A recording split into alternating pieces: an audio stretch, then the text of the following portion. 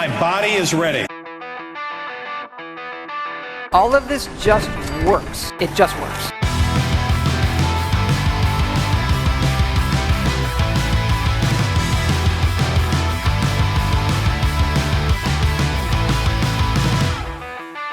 Who's laughing now?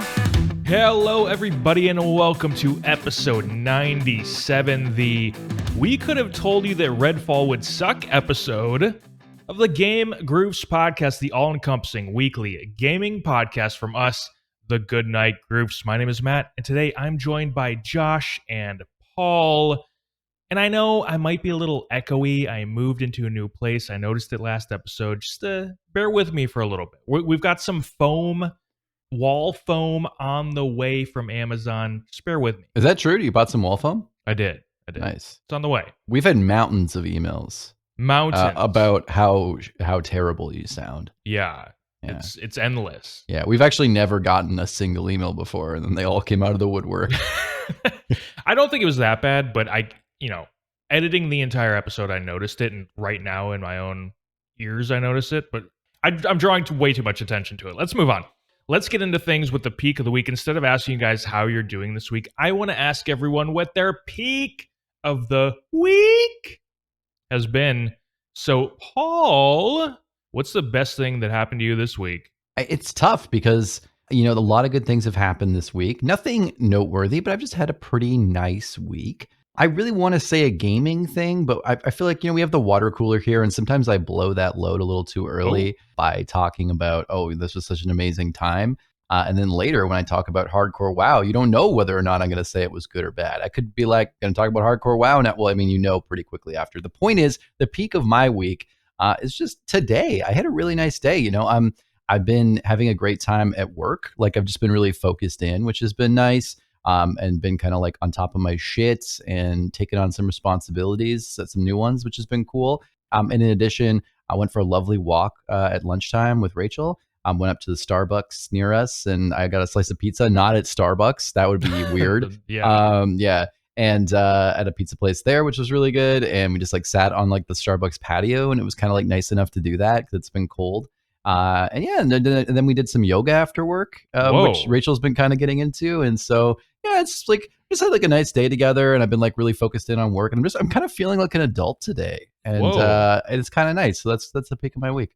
I need you guys to stop showing me up with all the fun stuff that you do with your women. Well, to be fair, we've been we've been lamenting all week long that all we do is sit in front of the TV and languish away. So this was part of the fun here is we finally, did some quality time. Yeah. You left out the part where the Starbucks employee came out pissed off that you brought food from another place. Oh, yeah. Brought it into their patio. Yeah. You think they don't get paid enough for that? They don't, but they are still required. Yeah. They still got to do it. Yeah.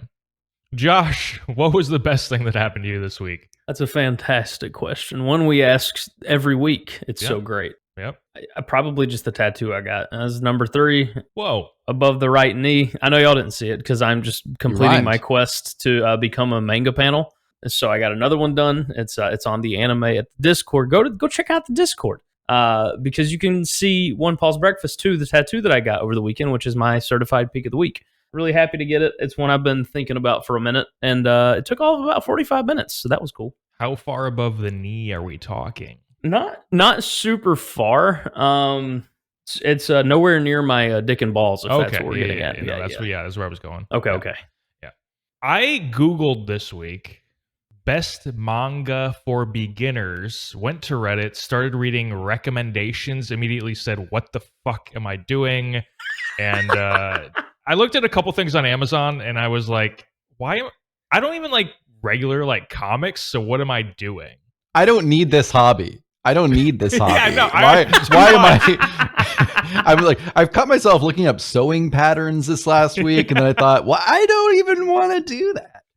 Yeah, I can't do. This is one of the few times where I just caught myself really early in just a hobby rabbit hole, and I was like, no, I can't do it. I can't do it. That's you know what? I commend you for giving it a try because I think you probably would have hated it anyway. So it works out. Sorry, I stepped on Josh, by the way, but Josh, you were asking what kind of recommendations he got? I'd like to know as well, yeah. Yeah, I'm kind of curious where Reddit was going to send you. I honestly can't remember. I don't remember the names because they're all just like, it's like Japanese names. Nothing's like The Adventures of Michael or anything like that. Jujutsu It's like Kaisen or something. Yeah. That was the one I was Yo-Yo thinking. Hakushu. Yeah. Yeah, I don't remember specifically what came up, but I liked manga growing up. Like I have Nerd. Holy shit, dude. Yeah, why don't you fucking enjoy it when you're 30 like the rest of Holy us? shit, you fucking admitted it.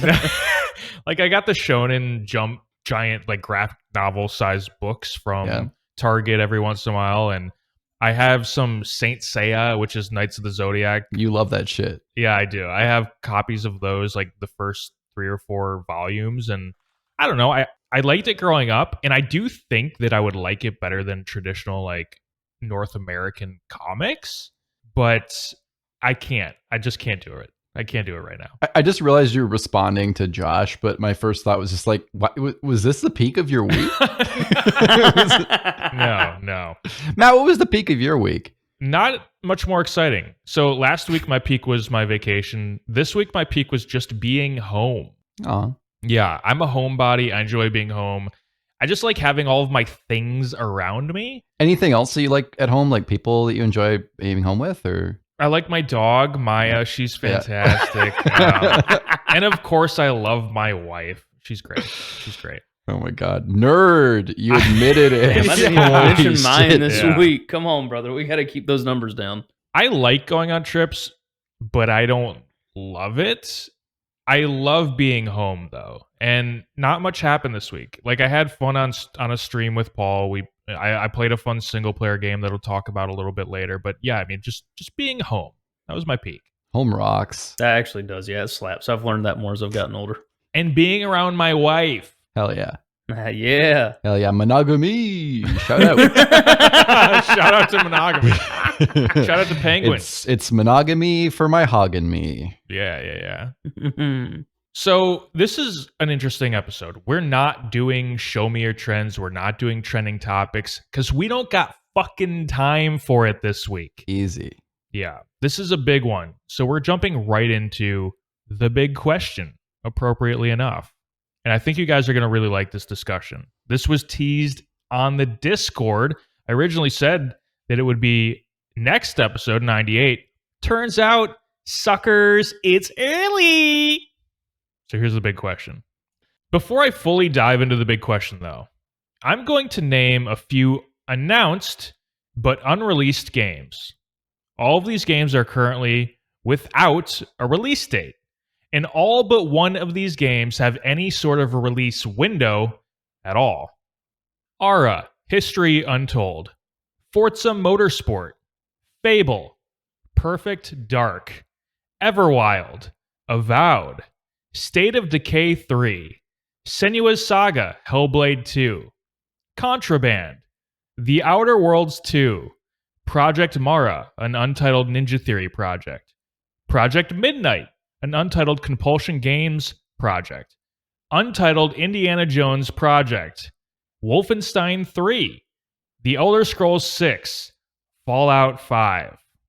Now, as of right now, the only Xbox or Bethesda game that is unreleased but does have a set release date is Starfield, which is September 6th, after having been delayed from last year's November date. All the other games I've listed, some of which have been announced for 5 years now, are total mysteries still. Redfall, which released earlier this week, is not a mystery, however. It currently sits at a 64 on OpenCritic. The game, which was initially supposed to release a year ago, was Xbox's, quote, one more thing at an event just a couple years back, and now it's fallen flat on its face. Ghostwire Tokyo, which first launched on PlayStation and PC, recently came to Xbox, full of bugs and poor controls on console. Minecraft Legends scored an extremely mediocre 71 recently, while As Dusk Falls did slightly better with a 78. The recent re-release of GoldenEye 007 didn't have online multiplayer on Xbox, and it didn't include any of the upgrades from the canceled Xbox Live Arcade version from 15 years ago. Deathloop was up for Game of the Year awards just 1.5 years ago, but many have already soured on it since. And I probably don't even have to get into the disappointment that was Halo Infinite. All in all, outside of Deathloop, Forza Horizon 5, Pentiment, and Hi-Fi Rush, the latter two being smaller scale games, not much has landed for Xbox over the last few years. And sure, we can throw in Grounded in there if you really like. So guys, here's the question. Although he'd been in leadership for a while, Phil Spencer was officially named the CEO of Microsoft Gaming in January 2022.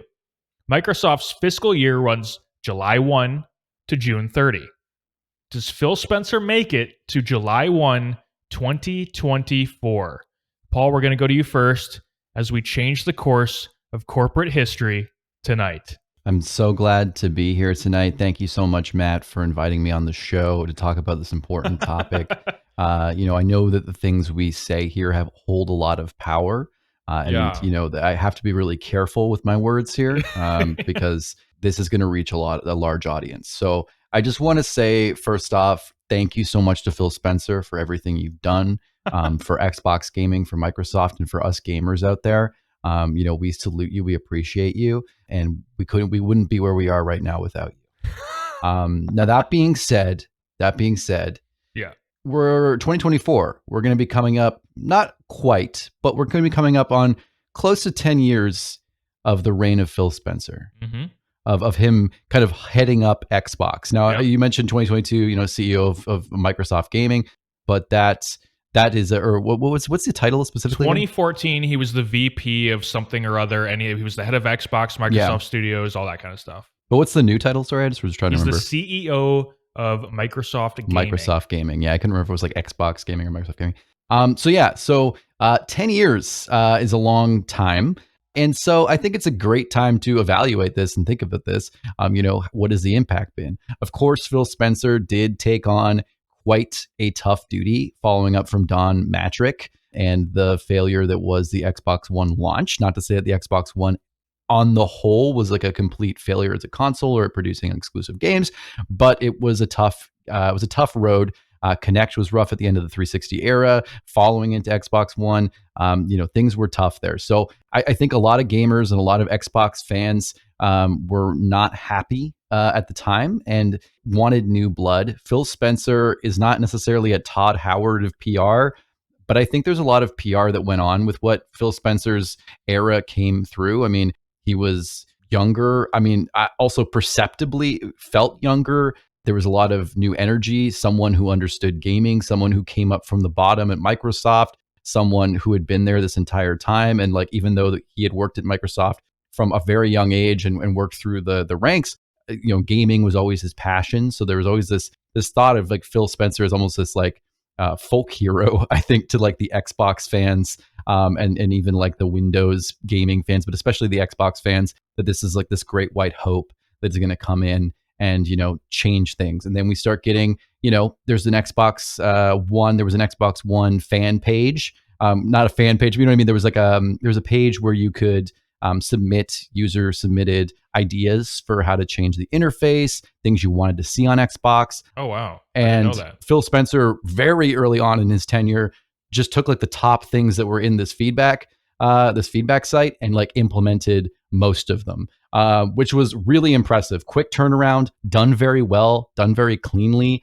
And, again, it's like how we keep talking about Blizzard recently. They're going in and listening to fan feedback. We're seeing that 10 years ago, not necessarily 10, but like, 7 or 8 years ago with Phil Spencer. And, this is the reason why people like me went out and bought an Xbox One or were very happy with our Xbox One purchase, 2016, 2017. And this was really great. But ultimately, is this all hype? Is this all smoke and mirrors? I mean, certainly there's a lot of factors here to consider. I think the real thing we're looking at is trying to define exactly what is success for Xbox gaming. And I think I won't take up too much more time before we move on a little bit, but I just want to jump into like that I think is a big key thing that's going to come up a lot here. What is success in a corporate world versus what is success to the game purchasing audience? And I think Game Pass, which is another thing that came out under Phil Spencer and was incredibly popular, and also used like that loss leading kind of, or at least used that kind of technique where they basically gave it away for a few years. got a ton of really big buy-in from like indie developers, third-party developers, getting a lot of games on Game Pass, which was really awesome. People routinely would say this is the best deal in gaming. There's that. There's also cloud gaming, which is included with Game Pass, included with Gold. It's this one big subscription. So, I mean, you look at subscriptions, they're doing better than anyone else out there in the gaming sphere. And if you look at cloud gaming, they're also doing better. Now, you may not think that's a metric that matters, and maybe it doesn't. But when you look toward the future, maybe I think it could. And I think that's part of the reason. There's a lot of reasons there, but you look at the UK and you look at some of these things that are blocking the Activision merger, which obviously we're going to get into as well at some point. But when you look at that, you have to look at, even though they made this 10-year deal, it's like maybe on year 11, cloud's going to be bigger than ever, and that's not even going to matter anymore. So I think, Microsoft has been routinely playing this long game, and Phil Spencer as well. And I think it ties in with the fact that Microsoft's main business at this point is not Windows, is not Xbox, is not anything like that. Microsoft's main business is Azure and these enterprise cloud services. That is what they're doing. They run half the internet on Azure and things like that. So I think for them, it's cloud, it's subscription-based things like Office 365. This is what they're focusing on, and it's exactly aligned with what Phil Spencer's doing at Xbox. Not necessarily revolutionary product, but getting people in and giving them a space like Windows. Maybe there isn't the best Windows software out there, but Windows is a space for you to play games on Steam and do your work and do your whatever. I almost feel like that's the kind of thing they're pushing with Phil Spencer with Microsoft, or with Xbox, where Xbox is the place to play third-party games, to play on the cloud, to just access gaming in that sphere. But do I agree with that? Do I think that this is a good testament as a gamer? No, I don't. I'm feeling a lot of regret about buying an Xbox Series X last fall. Not a lot, like I'm gonna really strongly feel bad about it. But I certainly look back and go, I think I should have probably purchased a PS5. I bought 3 years ahead with a good deal, but I bought 3 years ahead of Game Pass, which I'm kind of wondering, was that even worth the $150 I paid for it? Which is obviously a great deal, but still, am I even getting that much out of Game Pass? The exclusives aren't there. There isn't a lot to play, and it makes you wonder, like. And then when you look too, I was mentioning Game Pass, there's less third-party games than ever that I've seen that aren't shovelware on Game Pass. There's a lot more shovelware coming out and a lot less big third-party games. When Game Pass first was big, Witcher 3 was on there. At one point, like Red Dead Redemption 2 was on there. Like big stuff was kind of being put on there. That's not happening anymore. And I'm even seeing less and less indies and games that were on Game Pass that were indies going to the PlayStation subscription service too.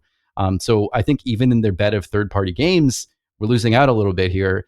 And especially with these exclusives, I went too much into the corporate. There's so much to talk about here that I can't even really get into the games, but I think I should just like shove it along to someone else here because I'm just going. But I don't know. I tried to give a good foundation of why Phil Spencer is, can be said to do what he's doing so far. But I still think as a gamer, I find it lackluster what he's done. You mentioned Game Pass a number of times, and we were sort of sold on this generation being full of first-party games for Xbox. But it's really turned out that it's the Game Pass generation. That's what's going to define the last 5 years for Xbox. Almost. We're getting close to 5 years of Game Pass now, probably, right? Yeah. And going forward for the next few years, Game Pass is what's going to define this era of Xbox. It's not first parties. Even though 5 years ago, we were told that Compulsion Games is acquired and working on a new game for Xbox. Well, it's still an untitled game that has no release window, as an example. So the Cavalry, which was the first-party stable of studios, still hasn't come yet. All these games that I mentioned before, fucking Avowed, Everwild, Perfect Dark, whatever happened to that? Fable, whatever happened to that? State of Decay 3, whatever happened to that? Billions spent on these acquisitions. Billions. And these games, they're just not coming. They're all clearly very much in trouble, in some sort of development hell. And it's insane to me that they're all in it at the same time together under the same umbrella. And that, to me, is a management issue. And I do think that falls on Phil Spencer. Obviously, a lot is riding on Starfield. But I have to wonder if that even matters anymore. Unless Starfield is basically perfect and does Skyrim numbers, which is possible, but remember, Skyrim is one of the best selling games of recent memory. Is Phil Spencer still safe? I don't think so. I think it's becoming very clear that the primary problem is management. It seems like Microsoft thought they could solve their last generation issues by getting bigger and pumping out more stuff. We heard that thing where they wanted to pump out a first party game like every month or every other month or something like that. It never fucking happened. In the end, it proved to make everything much more difficult for them. And not just more difficult, but it made everything 10 times more embarrassing. I think Phil Spencer has an incredibly difficult job managing all of this, and I don't even know how much of this was his call as far as acquisitions and stuff. But whether it's on him or not, he has been put into the position where I think he's going to end up having to be the fall guy. He is the face of everything. Yeah, I just want to quickly jump in to say, as you've been mentioning the management failure here, I think a big thing to bring up just before we move on and get deeper into this is Matt Booty. Even this is a name that keeps coming up as I look up more information about Phil Spencer, about management at Xbox. This was a guy who founded Midway Games and has been at Microsoft for quite a while, working at game studios and things like that. And he is he has been the head of Xbox Game Studios and head of Microsoft Studios for the last 5 years. This is the guy, from what I've seen from LinkedIn and some other things, this is the person who's kind of like wrangling and running and kind of being the director who's in charge of overseeing these studios. So, it's like, what is the face, right? It's like this, if this person is still pretty high up, could that be the sacred lamb that they put up? Or are they really going to go for the figurehead because, who is this guy, right? Like, do you really know who this is? And obviously, if Phil Spencer is in charge of like promoting and keeping people in charge of things, and he puts someone in charge of things who isn't keeping a good handle on things, it's tough. It's really tough from the top down. I think there's a lot of falling dominoes of mismanagement here, but where is it? Where's the leak? Well, you said it's tough from the top down, and part of it is because they just got too big. There's too much happening at Xbox. There's no way that any one person or even a small team of people can manage all of these studios. It's just too much. We've heard a little bit of the negative side of things. Josh, I know you're going to sort of argue for the more positive side of things, maybe more in favor of Phil Spencer, and I would like to go to you now. What are your thoughts on this whole thing? I have been itching. More so, I'm not gonna, I'll preface it by saying I'm certainly no insane Xbox fanboy. I'm no Sony pony. I just kind of play. I mean, I have all three consoles: Switch, Xbox, PlayStation. I'm pretty in the middle on most of these things, and I just don't think Phil Spencer is going to be going anywhere. Xbox to me feels like they're in a really specific growing pain situation right now. And the problem is, I think COVID hit them right in the belly of when it was really the worst time to do it. And I think that probably had something to do with throwing them into developmental hell. And I mean, that affected all companies. It affected my company that I worked with, and it's not even in gaming. Cultural shifts happen everywhere. And I think they may have been a victim of that to some extent. And I think riding the ship has been difficult for them. I don't think they've found their feet quite yet. But I don't think it necessarily means everything is just going to be DOA. I think they're playing it way safer now. I think they are making sure they don't make their next move without it being as calculated as possible, because I think they know. They're not quite 2013 Xbox hot water bad. They're definitely not there, because even I was like, at that point, I wrote them off and got a PS4, was planning on getting a PS4 at that point. They're not quite there yet. They're close, but they're not there yet. I think they just have to come out and just show what they have. I think they have maybe one more opportunity with fans with their Xbox showcase to really detail what's happening and what's going to be going on. It's just a question of if they'll deliver on that or not. And it's really tough to say, because I would be genuinely shocked and surprised if somehow out of all of these acquisitions of all of these companies, someone didn't turn something out. We got Hi-Fi Rush, but I admit there's not really been a whole lot else. We've had Horizon 5. We've had Psychonauts 2. They've let people get in and cook and make things work. It's just, are they going to do that this time, or are they going to freak out? Starfield has to be a banger for them. If Starfield isn't, I think Phil Spencer gets in trouble then, but the reason I don't think Phil Spencer gets in trouble is because I think Starfield will be a banger. It not being on PlayStation regardless, it's not going to affect them too much in the long run, I don't think. So I just think they're in a really weird position right now. I don't, because that's the thing. I don't think Xbox is trying to be Sony. If anything, I think Xbox wants to get away from that moniker completely. Like, they would rather be untied from Sony and just rather be their own entity in itself. They'd rather be, their desires to be an all-in-one box in 2013 were just late. Had they approached that differently and come at it when they released this console, we may be having a different discussion. It's just, unfortunately, the way they positioned themselves, it didn't work out quite like that. So I think they're going to want to position themselves to move away from that. That said, they are going to be in trouble if they don't improve Game Pass. You all mentioned Game Pass, and I agree. I think Game Pass has definitely been falling off. The games have not been quite as good. What's holding them up and carrying them are the real big name titles on there. I mean, let's be honest. The Bethesda Glow is going to wear off at some point in Game Pass, and you're going to have to get some other big first-party title games on there. Because the more and more AA and indie games I played were notably worse on Game Pass. And having recently picked up a PS5 and got on the PlayStation subscription service, the highest tier anyways, the access you have is legitimate. It's a shame there's not immediate first party, but I think with the selection you have and the games you have available, and with all the PS5 remakes that are out for a lot of really solid PS4 games, I think it makes it worth it.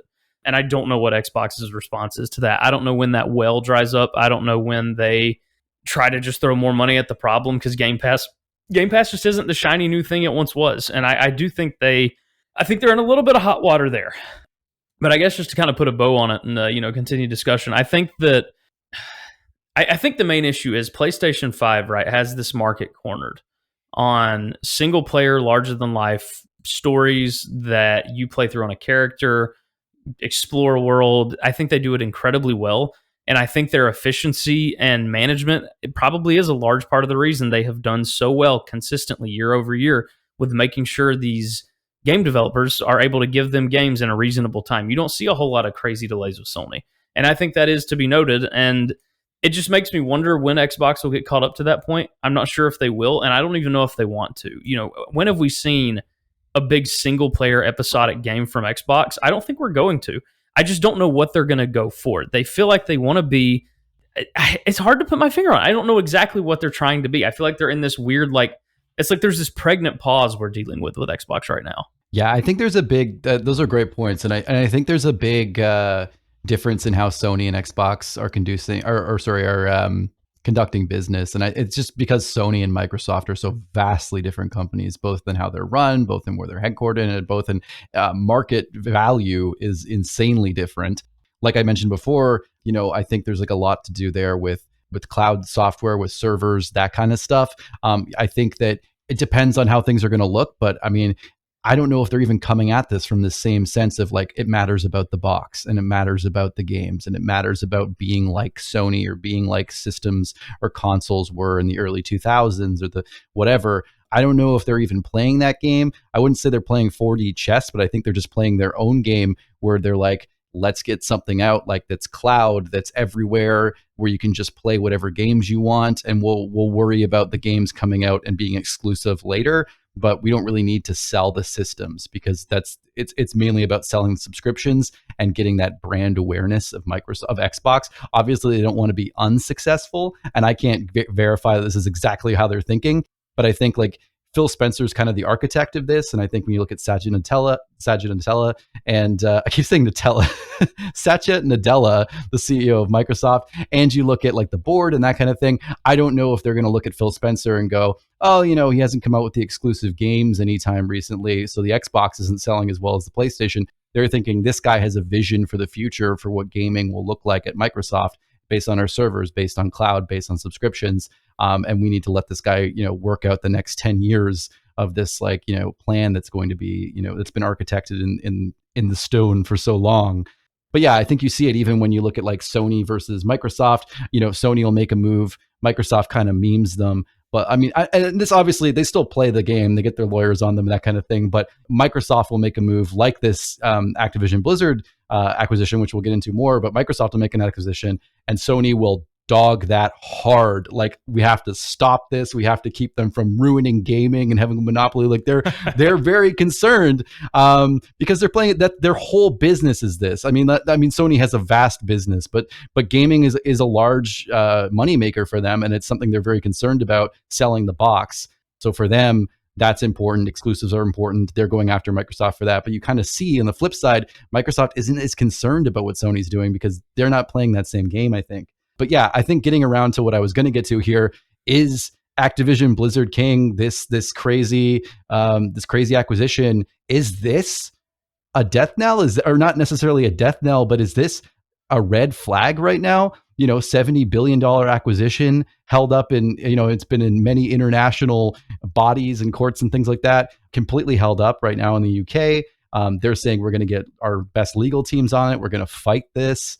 This is kind of a huge, I don't know the word, a boondoggle. This isn't good. It really is. It's a real mess up. I mean, there's no way they made this acquisition without thinking this could be a huge mess. But they took a huge risk on that. And I'm wondering, do we think this is something that's paying off? Like, even at this point, if they get the acquisition finalized in a year, 2 years, 3 years, is that going to be a worthwhile acquisition? And what happens if they don't? I'm glad that you brought that up because that was on my list of things to get to here. The UK CMA has said that they've not just blocked it, but they've blocked it for at least the next 10 years. And it doesn't seem like they're going to be open to an appeal process, although I imagine that will eventually happen in some regard. So there's a lot at play here. There's the potential of Microsoft, at least the Xbox division, pulling out of the UK. There's the potential that the UK just blocked the merger for the entire world. I mean, there's so much at play here. It's pretty wild. But sort of taking that question and bringing it back to the question at hand, does the potential blocking of the Activision acquisition hurt Spencer even more than the way he's already been looking over the past few years with the lack of Xbox releases? Josh, what do you think about that? I think this is one opportunity where I don't think it'll really affect him in the long run, to be honest. I think this is just kind of the powers that be are much bigger than even Phil Spencer at this point. So how are you even going to get past that? Because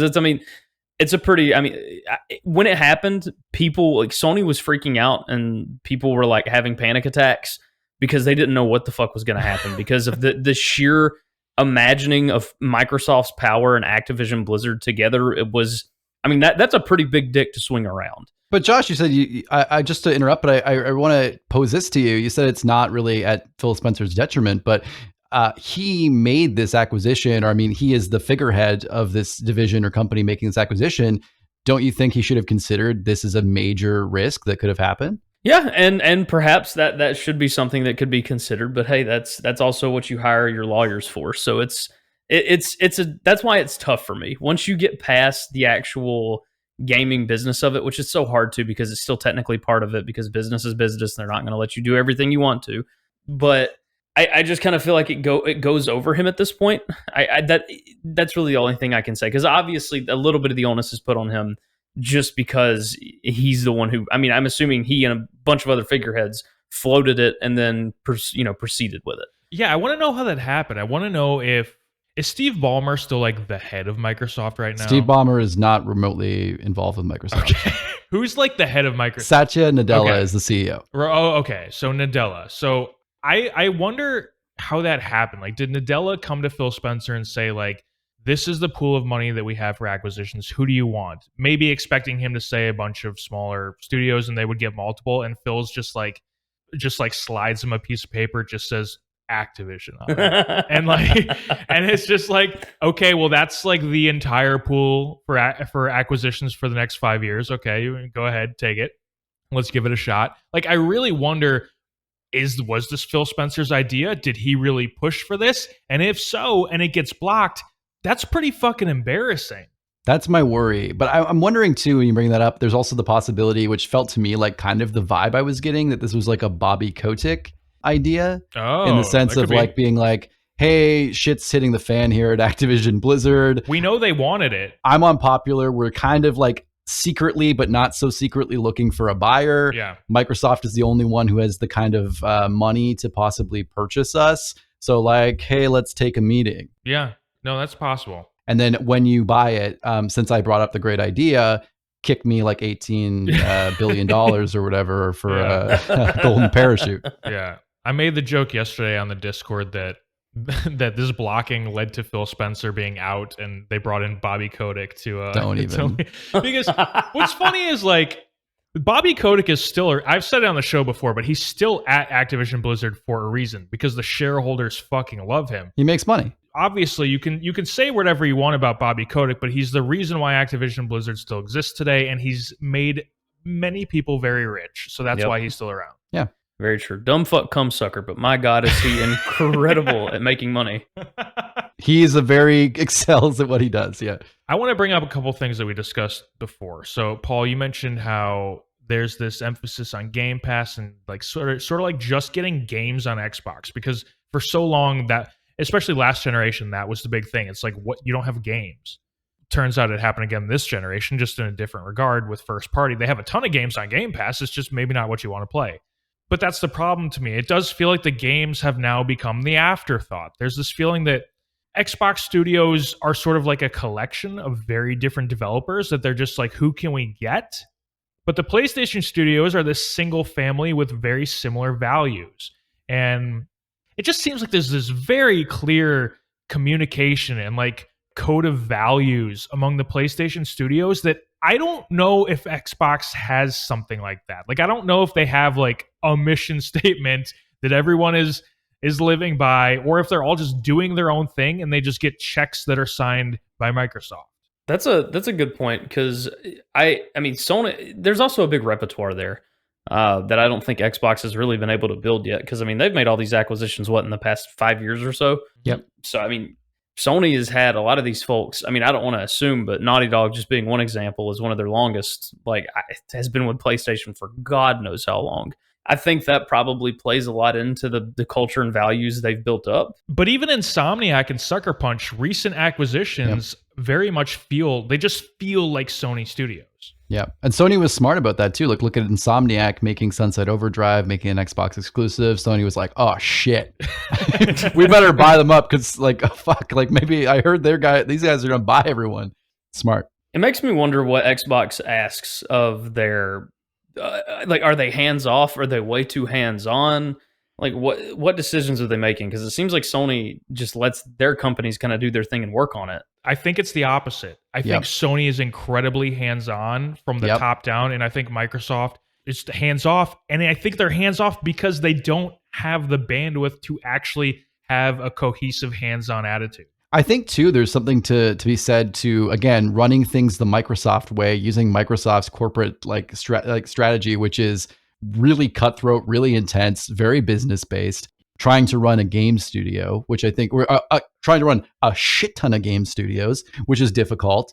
And I think also the part of the issue here is that, like I said before, they're very different businesses, very different values. Microsoft has too much money here. I worry that Phil Spencer has inspired a lot of confidence in his abilities, inspired a lot of confidence in the future of Xbox. It's kind of like an open secret that he convinced Satya Nadella to keep Xbox even going when he first came on, because, shit was in the shitter. And so I think that there's a possibility here where they're like, we trust you. Here's the money.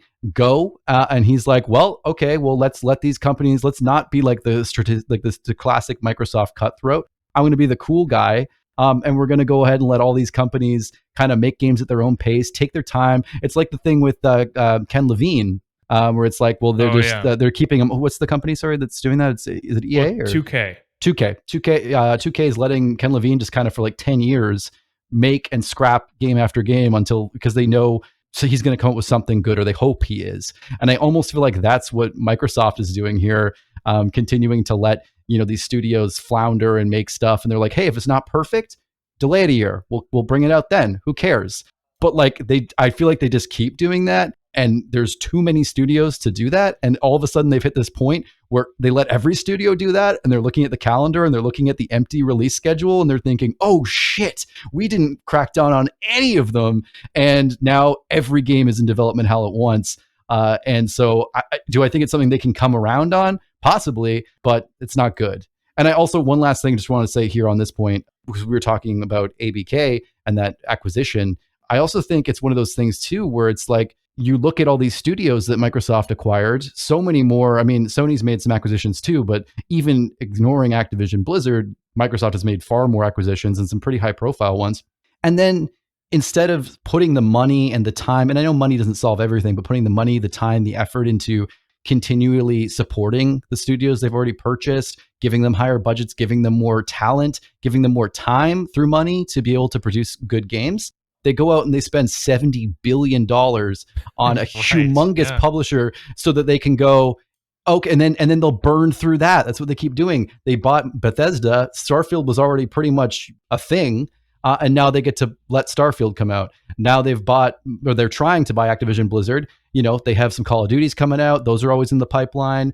They have, you know, whatever new Blizzard stuff's going to come out, the survival game, Diablo 4. They could have had that. And then what? They let them just do whatever again for the next 10 years, 5-10 years. And then they hit the same roadblock again then. Like, they just keep buying studios that have half-done games, let those games come out under the old management, and then nothing ever comes out under their management because something is going wrong with their style. That's a really good point that you bring up, because in contrast to what Sony does, Sony has expanded their current development teams. They're creating multiple teams within development studios instead of just acquiring. Whereas Microsoft's strategy is just bring new developers into the family. But with Sony, when you just add a second team to Naughty Dog, add a third team to Naughty Dog, there's already the built-in culture of Naughty Dog. They have a built-in corporate structure and a CEO, exactly. And they have their own thing. And like you said, their own culture. And then if you have, so then you can kind of, it's almost like the triangle just keeps getting a little bit wider at each base, versus Microsoft kind of just, there's one figurehead of Xbox gaming and like 30 studios that are all tiny and or of varying sizes and cultures. We joke about Jim Ryan not really being a super big presence. Like, he's not on stage for PlayStation. And I think that's because they really just kind of let the studios and games talk for themselves. And I think Phil Spencer's had to do too much talking. He's an impressive guy. Like, he is an energetic, charismatic figure. And I think they've had to rely on that too much lately and not on the games. Josh, you mentioned much earlier, about 2013 and how that was kind of their rock bottom. And then 2018, 2019, we're learning about all these acquisitions and they're riding high. Everyone is saying they're back, they're going to dominate. They've got all these games cooking, but we've gotten nothing. And Game Pass is great. Like, Game Pass is really good. But everything else, first party wise, has almost fallen flat. So here's my question, and we alluded to this earlier, but Paul actually brought it up. And Paul, we'll go to you first on it. What is success for Xbox? Yeah, great question. I think I'm just going to double down on what I said before. I think first off, it's hard for us to say. I mean, obviously, we're not in the meetings. I'll be on. I've never read an Xbox financial report if they have any, so I'm definitely not up on what exactly their business model is. But from what I gather, from what I'm guessing and intuiting, I think that it is cloud. I think it's Game Pass. I think it's subscriptions. I think it's not the box. Do I think that, like any product, they want to sell Xboxes? Yes. I think that when they do, then they commit to making an Xbox and making it a good device. I think yes. But I think it's also incredibly possible that they know they can't go, look at what Xbox One was and that terrible launch. They know they can't go too hard too fast, or else gamers or the gaming community is going to react hard. And so I think that for them to go, hey, we're not releasing the Xbox Series X, we're releasing a cloud console with like co-processors that help it run the games or whatever, people would freak out and they would say Xbox is dead, and there would be Amazon Luna or Google Stadia kind of, feelings of people being like, this is stupid, we're not ready for this. So instead, they make the box and they make it damn good and they make it powerful, but fully with the knowledge that sooner or later they're going to wean off of that. And I think that just seems like the writing on the wall for them. Now, obviously, what is success at Microsoft, though? I feel like it should be games as well. It's hard to imagine that they're going to sell this stuff without having some games. But also, again, I just think they're looking at this from the Windows perspective a little bit of exclusives don't matter as much to us because we're going to win in tech because we have servers, the likes of which Sony couldn't imagine, that can run this online cloud-based stuff when the time comes when it's really properly ready. And then you'll just play your Sony games on our cloud. You'll just play anything on our cloud. Or maybe you won't play, or they're thinking maybe you won't play the handful of Sony games that came out this year. Big loss, whatever. You'll play every other third party of your game. You'll play every game on Steam. You'll play whatever, that kind of thing. I feel like that's where they're looking long term. And that's why I'm thinking, I don't think that as much as I think there is an issue with with Xbox is doing, what Microsoft is doing here, and I'm not happy as an Xbox owner or someone who is just a classic kind of console gamer, I don't think Phil Spencer's out of here because ultimately I think that games isn't the business here. I think the business is cloud. No, I think you make a really good point. I do think cloud is the business, but are they right on cloud? That's going to be a big question. Gamers are a fickle bunch, and obviously when a younger generation comes up, they'll have different expectations and they'll be looking for different things. But as of right now, cloud is not feasible worldwide. It's feasible in a very small percentage of the world, and tech is obviously going to change very quickly. But is it going to be what people want? Can you play Call of Duty over cloud adequately enough within 10 years even? I don't know. Josh, let's go to you. What to you is success for Xbox? I don't even know where to begin to start with this question. It's so loaded. There's so many options for what could be success for them. And I just don't even know, because the cloud option is a good one. Them going the traditional route and just acquiring games and having people game on Xbox for Xbox games is an option. But realistically, I don't think that's their end game. They just don't feel like they are going to be that with that kind of vision. That seems more like Sony and Nintendo. We're going to release our good games, and you're going to buy our console to play those good games. Xbox feels like they want to do something more. It still feels like they cling on to that dream of they want to be at the center of your attention at your home office, or not even at your home office, at your living room. Like they want to be there. They want to be in the front of it. They don't care if you're playing a few first parties on PlayStation. They just want you to hop on, be able to turn the Xbox on, play a couple third parties, boot it up for Call of Duty. That's all they want. And I think if they can continue that, that will be some moderate amount of success in the coming years. Bigger picture, I don't know if it can be cloud, because it's just like it's honestly just so far out there for me. I just can't really envision it, because cloud right now is still just not good. I've tried to play a few cloud games. Like I tried to play Doom for the fun of it. Ooh, good God, you can fucking feel it. Like it's just, there's some games where it doesn't matter. Like if you're playing a real-time strategy game, whatever, who cares? You can play that cloud. You're trying to play a shooter, it's just not there yet. And I just wonder if the technology will get there. It's very much old man of me to not think that it will. It's just, I just can't see a world where it is, because it's just never been like that. Like nothing has ever really been adequate. So I don't know if success can be found that way. If they think it can and they can achieve it, good for them. I just don't see that happening. What I think they should do is be a little more patient. You're going to have to ride this shitty storm out. Hope Starfield is good. If Starfield is a banger and it pops off, you better have some answers for some games that are coming out here soon, or you are going to piss off and lose a lot of people again. Because they built up a lot of goodwill, and they have burned through it this past 3 years.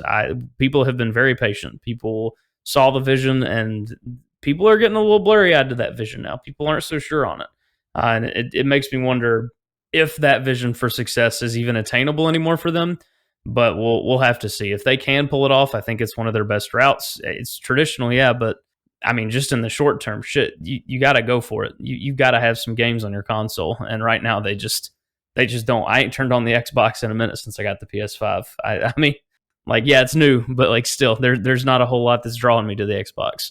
What is success for Xbox? I think it's a quantity of games and the future of the cloud. If cloud gaming doesn't work out, neither will Xbox. In the end, I don't think Game Pass is going to be enough without the cloud also being successful. They can't go forever with Game Pass if the cloud isn't successful. And a lot is riding on that, and we'll see where things go. Before I get to the final question, which is basically going to be a yes or no question, which is the ultimate question of the day, which is, does Phil Spencer make it to July 1, 2024? I'm going to go to you first on that, Paul. But before I do want to reread the list of games that I read at the beginning of the big question. And again, these are games that have been announced, but they're unreleased and they don't have a release window, except the first one. The first one has a release window of like 2023, 2024. Aura, History Untold, Forza Motorsport, Fable, Perfect Dark, Everwild, Avowed, Stay of Decay 3, Senua's Saga, Hellblade 2, Contraband, The Outer Worlds 2, Project Mara, Project Midnight, Untitled Indiana Jones Project, Wolfenstein 3, Elder Scrolls 6, and Fallout 5. Paul, does Phil Spencer make it to July 1, 2024? Yes, but I don't know if he'll make it much further. Josh, does Phil Spencer make it to July 1, 2024? Yeah, I think so. I think he's got at least that much time in him. 2025, 2026, we'll see. Does Phil Spencer make it to July 1, 2024? I don't think so. Wow. I don't think so.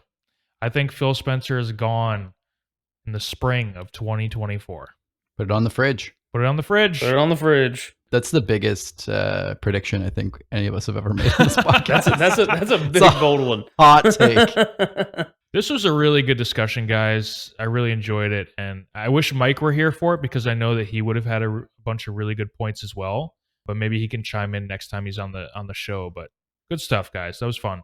Changing the course of corporate history. Yes. One podcast at a time. All right, let's move on to Groofstradamus.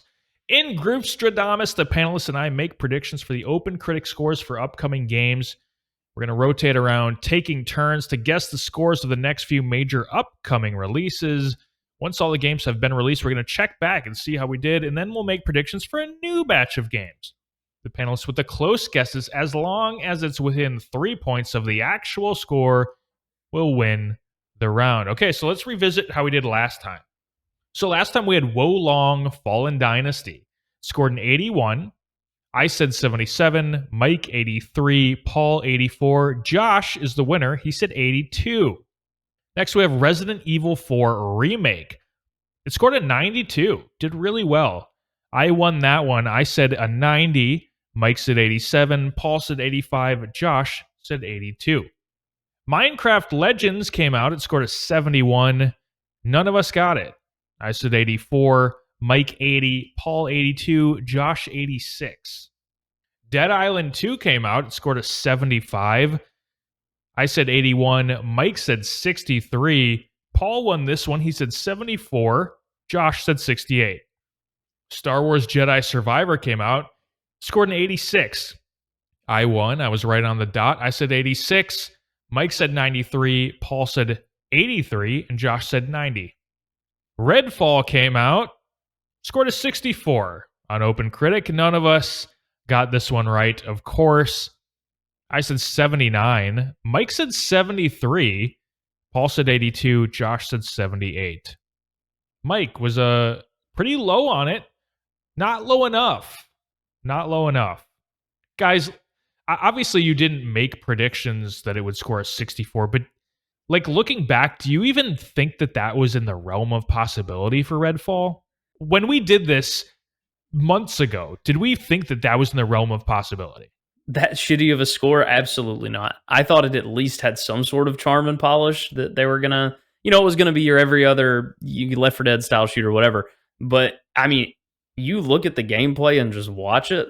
Holy shit. It is bad. Like, I don't even know how there's a positive review out there. Yeah, I actually think I did. I would say, I was the highest score by far on that with an 82. I was the highest guess.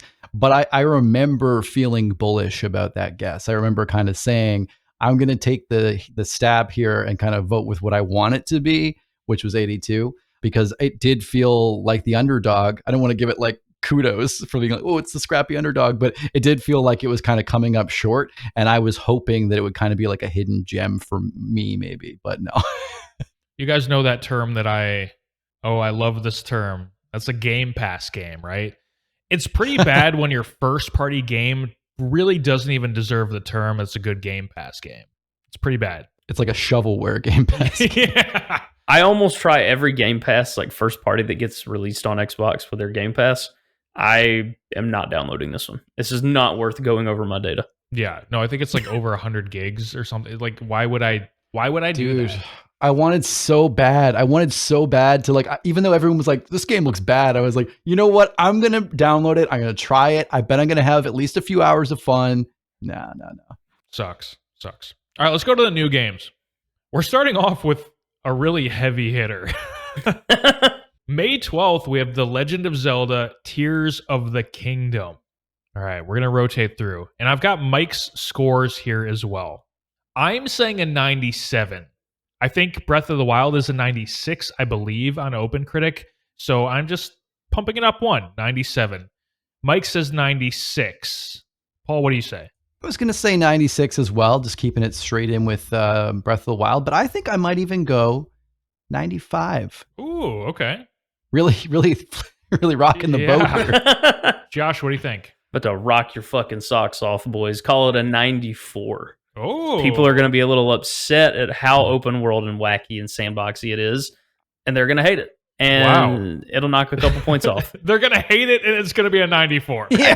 It's still Zelda. Even the worst Zelda games like get fucking their dick sucked. So 100% it is, but still. I think people are going to fucking love it, but I think that feeling of, wow, they innovated. They made this like amazing open world that no one's ever seen before. They're going to be like, well, we just saw it. But I mean, it's cool. It's fucking insane to me that, like, in my mind, 92 is the absolute floor for this game. And so I find it funny that Paul's making fun of his guess that it's 95, but, like, the winner here is not going to be within 3. The winner here is going to be the one who got it exactly right, because it's such a small window. All right, game number 2, Amnesia: The Bunker, the 4th game in the Amnesia franchise, comes out May 23rd.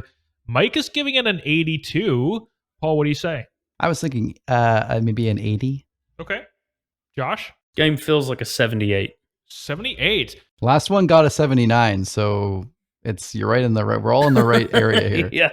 I'm a little surprised that I am going to be the lowest on this one. I'm saying 76. 76. It's trying a lot of brand new things in the franchise, and I don't know if it's going to work. I need to play it then if it's doing a bunch of new shit, actually. It's adding combat, and it's going to a semi-open world. Whoa, that's a different game entirely. Why call that Amnesia? That was not what I was expecting at all. I was like, yeah, it's a third person now. Like, no, it's a fucking combat game now. Yeah. I think it's like old school Resident Evil combat, though, where like you have like 3 shots in your pistol or something like that. So it's not like a first person shooter or anything like that. All right, next up we have The Lord of the Rings, Gollum. They got me in the first half. I was excited. It comes out May 25th. Paul, what say you? Oh, dude. I don't even know. Like, I've been looking at this and thinking about it for so long. I'm going to say, right in the middle of acceptable scores, I'm going to say 75. 75. Just, I can't decide. I have no clue. Josh? Who asks for this? The fucking Ring? 69, easy. 69. Nice. I just cannot see a world in which this scores higher than Redfall. Like, I don't understand how that's possible, so I'm giving it a 62. Whoa. Mike is saying 72. I think it'll be competent. It just won't be what anyone wants in a video game, but it'll be like a competent game is my guess. I think it's something nobody wants and also not very competent. So, yeah, super fair. Yeah. Next up, we have System Shock on May 20th. Josh, what do you think? I have no fucking clue. 77. 77. I think that's a fair guess. I'm saying 72. I just think it's going to disappoint. I think the people who love the original System Shock are just going to be like, it's just not the same thing. And the people who don't love the original System Shock are like, what is this like obtuse first-person shooter that has like a very strange story? I'm not into it, so I'm saying 72. Mike is saying 87. Mike is very high on System Shock. Paul, what do you say? My guess is 87. Wow. All right. That was my exact guess. Amazing. Okay. Next up, we have Street Fighter 6, June 2nd. I'm saying 81. I think there's a possibility that fighting game players just fucking hate this game because of they're adding like this lobby open world aspect to it. I think it's very possible that people hate it, but at the same time, if it's like just a competent fighting game with good multiplayer, I think they'll They'll like it well enough. So I'm saying 81. Mike said 82. Paul, what do you think? I think you hit it dead on. Fighting game community hated Street Fighter V too. They just fucking love to shit on modern Street Fighter. So, but like that being said, I think you're right. It's probably going to be fine, and it's a Street Fighter game. I'm going to stick with you guys. I'm saying 80. All right, Josh. Yep, competent fighting game, 80. 80. All right. Wow, we're all within 2 points of each other. Diablo 4, June 6th. 6/6/23, the number of the beast. Damn. So Mike is saying 87 on this one. Paul, what do you think? Oh, dude. I really don't know.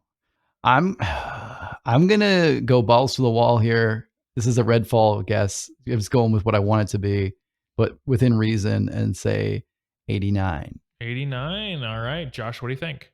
95, baby. Let's see it. Holy shit. Let's see it. Dude, I'll shit on the floor if that is the score for Diablo 4. I'm so excited. I fucking love Diablo 4, so I'm just going off my own bet. I'm just start, what do you do, like where you envision that and make it happen? I'm going to do that. The Secret. Oh, yeah. What is it called? I know what it's got. Fuck, I can't remember. Self-fulfilling prophecy? Yeah, no. I can't. Fuck. I'm gonna. What is the fucking? It's not conjure it. It's what the fuck is that word? Now I can't. I can't remember it. I'm looking it up. Give me a sec. Oh fuck me. Not project it. What the fuck is manifest? Manifest. Hooray! Oh, wow. That makes my heart happy. Yeah. Let's manifest that. Yeah. I'm saying 90. I think it's going to be really good. I think it's going to be reviewed really well, but it's going to be sort of like review in progress almost, because no one's it's like an MMO. You can't beat the game in order to review it, really. It's just going to exist. 90. Next, we have Crash Team Rumble, June 20th. Josh, what do you think? Who asked for this? 77. I'm saying 79. So similar to you. I don't know. I think it's going to be better than a 79. I just think, like, with Crash Team Racing, they were not forthright about the monetization practices. And so it scored really high. And then after the fact, people weren't super happy about it. They are being forthright, seemingly, this time. So I think that might hurt it a little bit. So I'm going to say 79. But I think it's going to be a good game. Mike is saying 80. Paul, what do you say? I'm going to play the game. I'm the 78. 78. All right. And then finally, we have Final Fantasy 16 coming on June 22nd. I'm very high on this game, and I think critics are going to really love this game. After Final Fantasy 15, which was, fans of Final Fantasy games did not love Final Fantasy 15. You have the Devil May Cry combat lead working on the combat in Final Fantasy 16. You have the return to the medieval setting. You have summons. You have not fully open world, semi-open world. I just think that you basically have the recipe for exactly what everyone who's a big fan of the franchise wanted. So I'm saying 92. Mike is saying 90. Paul, what do you say? I am going to go a little bit less here. I'm going to say 86. 86. That's fair. Josh, what do you say? Sitting at an 89. 89. If 86 is the floor, I'll be happy with that. Yeah. All right. We're going to lock those in, and we'll see how we did come late June. So we'll see you guys in a month and a half on that one. All right, let's move on to the water cooler. We're going to take a quick break around the water cooler to discuss the games that we have been playing this week. Josh, let's go to you first. What have you been playing this week, my friend? It's been busy, but not. I don't know. It's like I've played some comfort games as I always do, so I won't talk about those. Okay, the good old boys, WoW and Destiny 2. Nothing to really say there though. That all said, I had a blast with the old PS5. I played more Returnal. That game is hard as dicks. I am not very good at it. Mike told me I was going to suck at it, and I was right. Or he was right. I was exceptionally bad at it. And other than that, I also played Final Fantasy VII Remake, the PS5 version. I am glad I have. Final Fantasy recently grabbed me, oddly enough, off of just 14 alone. I think I played a Final Fantasy 9 or 10 well back in the day on PlayStation 2 or 3. Sue me, folks at home. I can't remember. PS2. It's been forever. It was a PS2? Okay. I played on it and I enjoyed it, and I was just too young to really understand it completely at the time, so I didn't touch it since. But I'm glad I am. Final Fantasy is just, there's just something wonderful and magical about Final Fantasy. It's like, it's so ridiculous, all the high science fantasy, the ridiculous like Cloud just carrying around giant fuck off swords while people have like guns and shit. It's just dumb. It's ridiculous, but it's fun.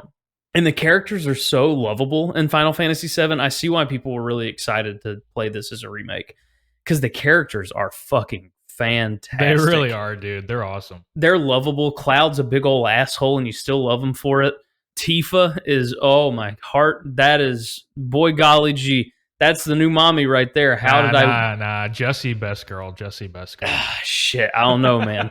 But that's exactly it. Like, honestly, their characters are fantastic. The music, y'all know how much a sucker I am for music in these goddamn games. When there's good music, it hits. I just love that Final Fantasy has this large overarching like vibe they just stick into every single one of their games. Like, they may not have anything to do with each other, but they just take their vibe and everything that's in Final Fantasy and just stick it and shoehorn it into games, and somehow that shit just works. And I love it. I'm beginning to see the charm in Final Fantasy. I think this is what people experience when they play a Final Fantasy game that's good for the first time, and they're like, damn, this is what people see in this shit. Solely, it's probably the one reason I'm glad I picked up the PS5. I have a PS4. I could have played it there. I just, fuck that. I'm going to play it with the 60 FPS on. I turned on the quality mode. The game is goddamn gorgeous on quality I didn't mode. even think about that, to be honest. I mean, I immediately switched it back to performance just because, I just have to have 60 frames to really play these games on the regular. And it's so worth it. I am sitting here lauding this game, and I haven't even gotten that far in it. It has that magic. It has that kick. That's something you need in a game where it doesn't just feel like generic next game, kind of like a Back for Blood felt. Like, this has that like spark that you can tell there's a lot of love and care put into it. So I'm excited to play more of it. I don't know how much I'll do this week just because 10.1 released for Dragonflight, so I'll probably be getting caught up on it. But assuming there's some time this weekend, I'll probably take it easy and play a whole lot more Final Fantasy VII, because I am really, really enjoying it. I'm glad I picked it up.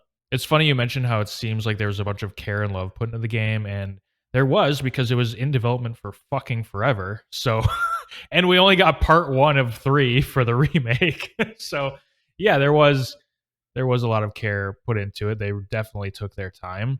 And yeah, so at this point, it's no secret, but I've also been playing Final Fantasy VII Remake. I love it. I love this game. It's a really interesting combat system in the game. Like Josh said, I think last week's episode, it's sort of a mix between action combat, but also giving commands in real time, and you can basically pause, or you can basically hold down L1 to sort of be like a quick fire sort of thing for 4 different commands. So it's a cool system. You can also switch to classic mode, where the action combat is automatic and you only have to focus on the commands. It works pretty well. I tried it out. I actually do have it turned on technically, although I haven't used it in a while at this point. Like, I'm manually going around and attacking, but I know that if I ever want to, if I just stop attacking, then my character is going to continue the combat without me, and that's fine, and then I can just worry about commands, although I haven't done that in a while.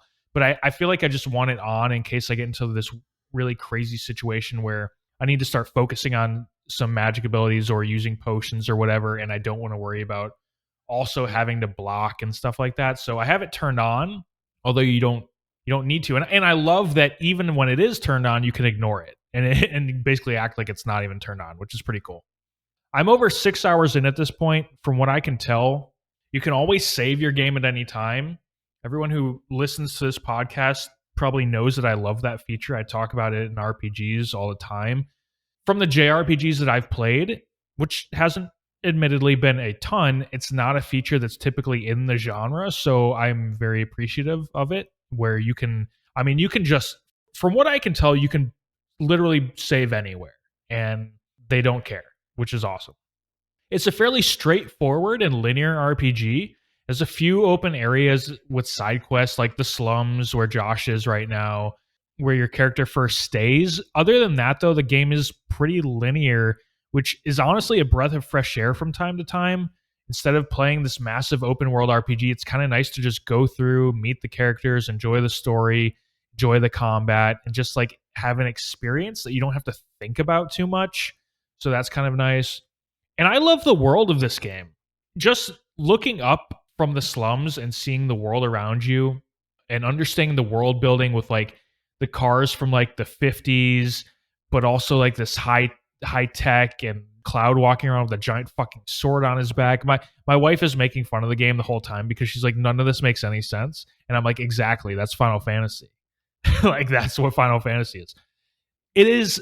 It's not even close. It is by far the most interesting setting in any of the Final Fantasy games that I've played, which is Final Fantasy 15, Final Fantasy 14, and now Final Fantasy 7. And I've seen Final Fantasy 10. I didn't play it myself, but back on the old PS2, that was like my first introduction into one of my earliest introductions into Final Fantasy. I think I saw some of the original PlayStation ones at someone's house one time, but this setting is awesome. I love the setting. I love the general storyline and the characters and what they represent. And like you said, like, it's kind of the perfect cast of like just really fun-loving anime-esque characters that are just all really likable in their own different ways. So it's enjoyable. Also, Badger from Breaking Bad voices one of the side characters, which is really fucking hilarious. He voices Wedge, I believe the character's name is. And it's really funny because it's so noticeable for me because Breaking Bad is like maybe my favorite television show of all time. And so just hearing him in the game is hilarious, but he does a good job. I think, now I will say the dialogue writing, because it is a translation and is localized, way better than most JRPGs because Square Enix just has the money to spend for Final Fantasy localization, but it still has times where it's just like weird, cringy anime translation, like what you get from a dub.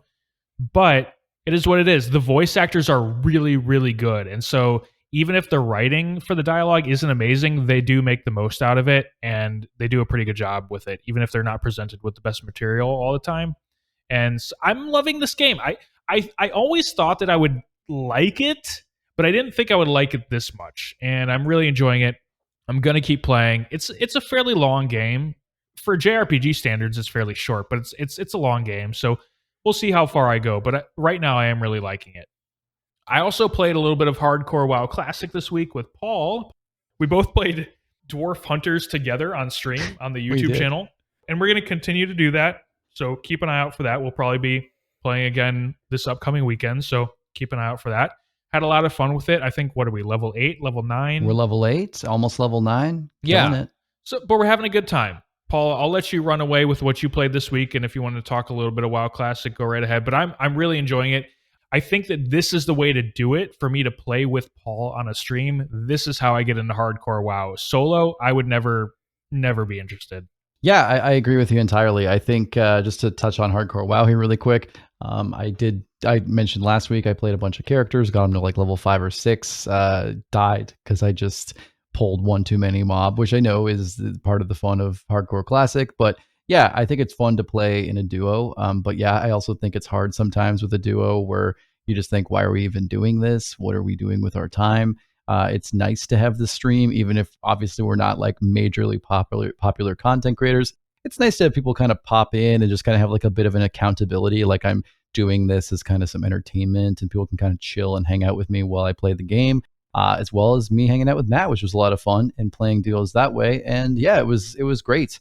I had actually a ton of fun with that. I was going to list that as my peak of the week that I was talking about earlier today, because it was fun. We had like an almost 4-hour stream where we just chilled and played our dwarves, and there were some oh shit moments. Like, you know, there was multiple times where mainly me, but there was a couple times where either of us were like very close to death's door, and it was pretty amazing to be there. And mostly because of fast respawn rates, because just increased respawn rates because the amount of players just kobolds just constantly respawning on top of us, and we were just like, oh shit, we're fighting two, and all of a sudden one just respawned right on top of me. And then we run away, and then one respawns in the place we just ran to, and it's like, oh my god. And obviously that's part of the problem that's part of why I'm like, you see a lot of deaths in the death log from like level 5, level 6, and people like to meme on it, but like you don't have any of your escape at that point. So if you pull one too many thing, there are no oh shit buttons.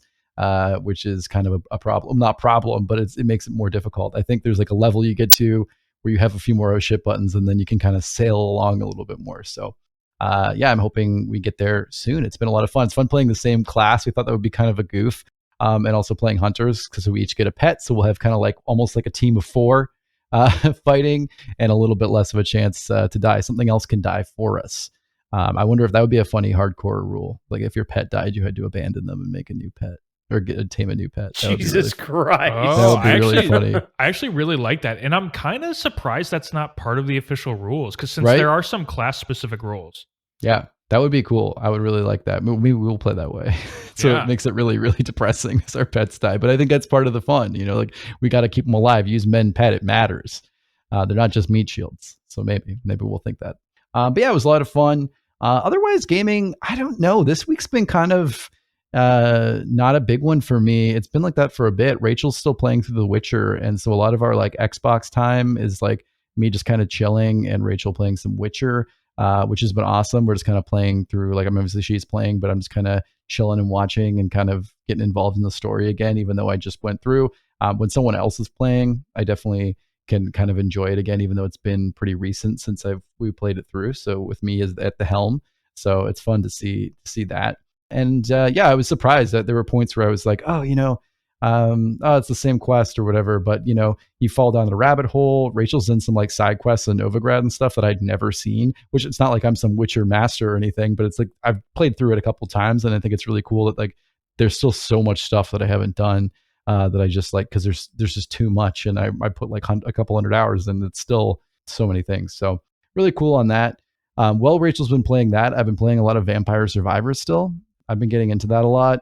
Nothing crazy to say besides it's one of those, it's kind of like what Mike was saying about Hades many a moon ago, but like you keep thinking you've kind of like, you see everything that's going to happen or everything that's going to unlock, and then more stuff just shows up. Like I thought like, oh, I have 5 characters, and I see some that are locked out. So like those must be the other characters you get. But then more characters start showing up. You go into a level, and then you go into a level you've been in like a million times, and then all of a sudden a new weapon's there, and then all of a sudden everything opens up again. Like there's they just kind of like drop in stuff every few runs that like make it feel fresh, and that you're still progressing. And I know like at a certain point you hit that limit where they do obviously run out of content, and it's not that far in, but it is fun. It's been kind of a good way to kill time, and it's been playing on PC. I know, Matt, you mentioned like that is vertical on since I was having issues with that on mobile. I was trying to play on mobile. It's just, what, it's your thing that you were saying about how it was kind of hard to see all that shit on PC on my laptop screen. On my laptop screen. I don't have any issue seeing the stuff. Like it's very clear to me and like easy to discern. On my phone screen, 6.1 inches. No. Yeah. It's a mess, and everything's like sharp because the screen's so sharp. I think those like pixels and the jaggy pixels really like hit you in the eyes, and it is hard to see stuff because it's quite zoomed out too to be able to fit everything on the screen. So everything's really tiny. And it just was not, I can't do that. So yeah, sticking to Survivorio on the phone, but Vampire Survivors is a lot of fun on PC. I actually think I'd have fun doing it on console too, but it just feels like a fucking waste to put that on the 65-inch TV, fucking playing Vampire Survivors. Like it's that would be like insane. 1989 or something. Like it's just the craziest fucking thing to put on the TV. So not doing that, but it's been a fun time waster game for me. And finally, I did get to play some Fortnite the other night with you and a buddy of ours. Shit, yeah, you're right. And that was pretty fun. We didn't play a lot of Fortnite. We just played a few games, you and I and our buddy. But it was a lot of fun. I actually played this weekend too, and I did some leveling up, got some XP, did some battle pass stuff. Nothing too crazy, but it's just a really fun. I always it baffles me. I think at this point Fortnite's still probably like an all-time ranked game for me because it's just pure fun. Yeah. I always drop in and there's always shit that I wasn't expecting. There's always some quests to do. There's always some like little serotonin boost that you like have something to work toward. But also the game itself is fun. The world is fun. There's new worlds all the time, new characters, new skins. But like the core gameplay loop is really fun too. And so it's just a good thing to like sit down. I don't know what else I'm gonna do. I'll play an hour of Fortnite or something on the Xbox. It's a really good wind down game. And yeah, it was really fun playing with you. I got some really great emotes. We won. We won our trio. We played last night. We got a victory royale, which was nice. And I'm proud to say that me doing Gangnam Style across the battlefield when there were only 10 people left didn't get us killed. It actually drew out the enemy. So my joke about this drawing out the enemy, it actually did. So it was a very legitimate strategy. Yeah, I 100% thought that we were going to be screwed over by the Gangnam Style through the battlefield, but it worked out. Yeah, proud of that. So, but yeah, that was a lot of fun. And I think, speaking of games that I have so much fun with and are just pure fun, some of my favorites, this isn't something I played, but I think we are going to play some Sea of Thieves soon too, Matt, hopefully, and play a bit more Fortnite and some of these just kind of goofy fuck around games. So yeah, I'm excited for doing a little bit more of that casual fun gaming soon. Good stuff. All right, well, let's move on to Cash or Trash. In Cash or Trash, we look at the upcoming releases for the next month or two. I'm going to name the releases, and then the panelists have to say whether it's their cash or their trash. Each panelist can only choose two, just two caches. The rest of the games must be trashed.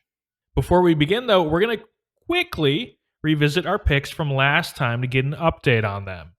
So, my previous picks were Mega Man Battle Network Legacy Collection and Star Wars Jedi Survivor. I haven't played either. Still interested in both. With the Mega Man thing, it's really just that can wait. Like I can play that anytime. Like I'm not in a rush. I'm excited to eventually play it, but I'm not in any rush. I'll play it when it's on like extreme sale during Black Friday or something like that. I'm not in a rush. Star Wars Jedi Survivor, I'm going to love it. I know I am. I'm just kind of waiting for them to work out some of the issues with performance. And again, it's another one like that game's not going anywhere.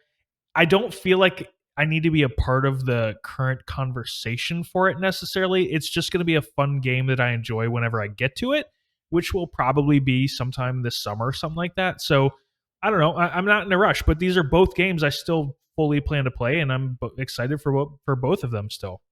Paul, your games. Oh, God. Yeah. So first game is Chaya. Oh, yeah. Yeah. Yeah.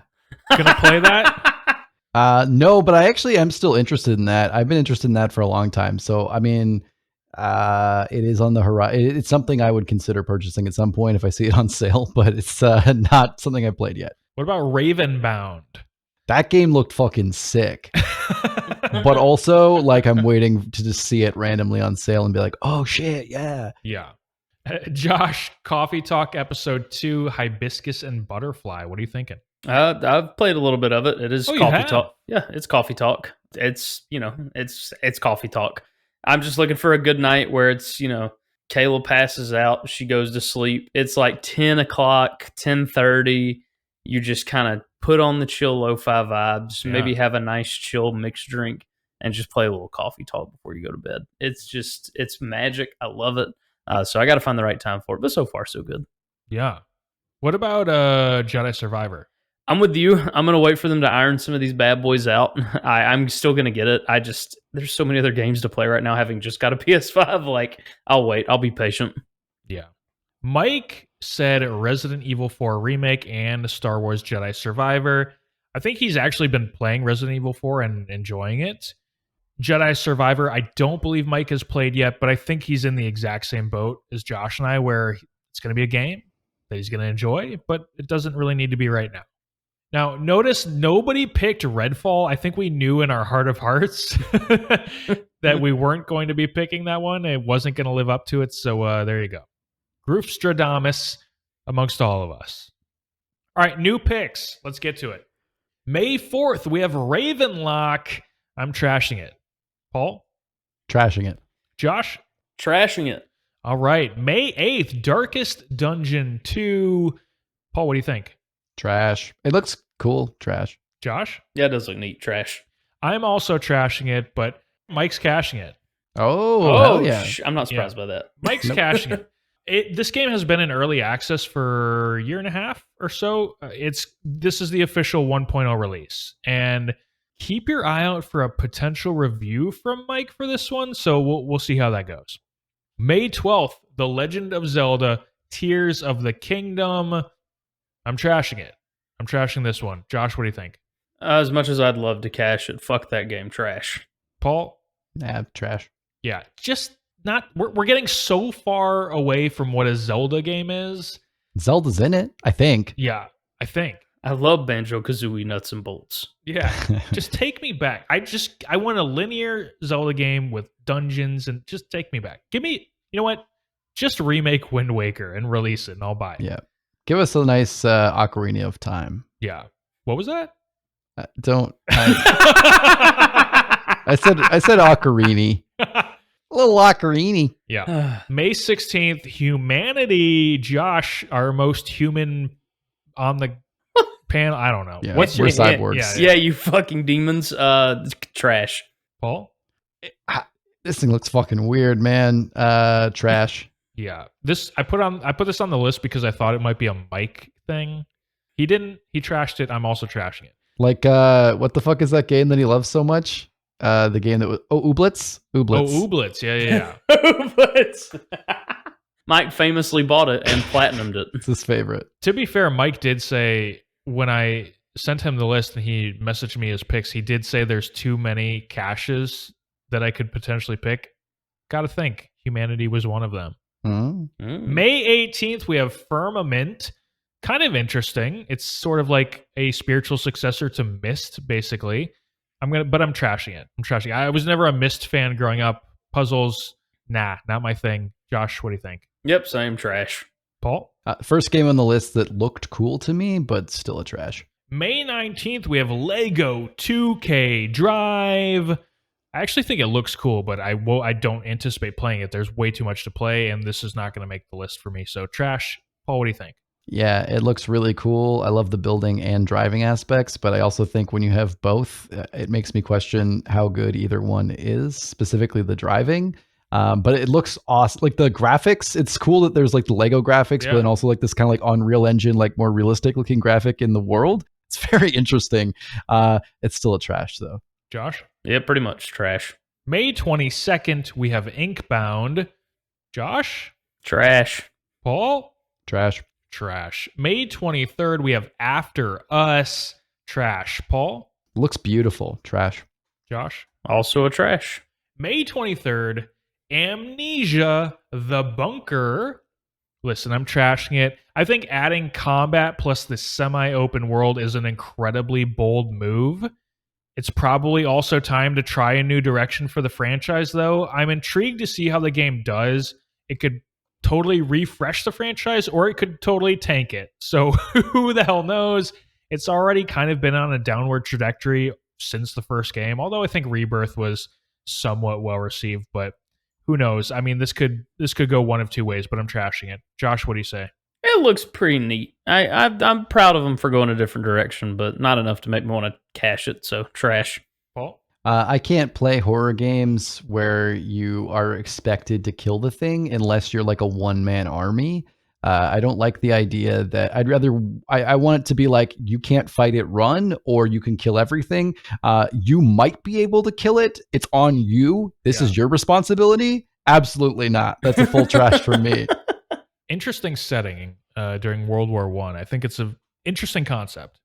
Also, May 22nd, we have Farming Simulator 23. All right, guys, on 3, 2, 1, trash. Trash. Cash. Oh, no. May 23rd, we have The Lord of the Rings Gollum.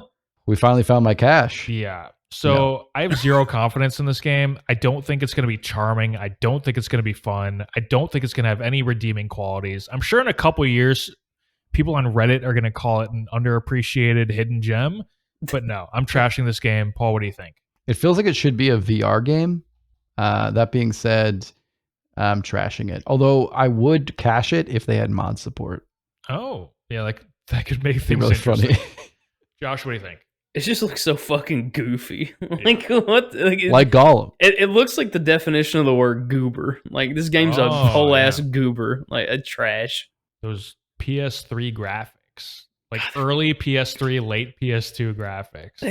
I thought they were a meme when I saw them at first. No, they just are that bad. Yeah, no, it's just that bad. May 30th, we have System Shock, the remake from, I believe, Night Dive Studio. Oh, God, I hope so. Could be wrong on that. I really want to play this game, but the demo made me motion sick, and I know I'm not the only one who dealt with that, so I'm not sure this is going to happen for me, so I'm trashing it. Paul, what do you say? This actually looks incredible. I think they did a great job with the graphics. I like the art style. I've always been interested in System Shock. This will be something I play. But it's also something I have no like urgency on whatsoever, and it feels like something that'll be deep in the backlog. So it's a trash from me. Josh? That's gonna be a big old trash. All right. It's Mike's second cash. Mike is cashing in System Shock. So for Mike, that is Darkest Dungeon 2 and System Shock as his caches this time. Great choices. June 1, Killer Frequency. Intriguing, but I'm trashing it. Paul? I'm cashing it. Whoa. Yeah. I thought you might. I included this one because of you. Yeah, this was my ooblets. Yeah.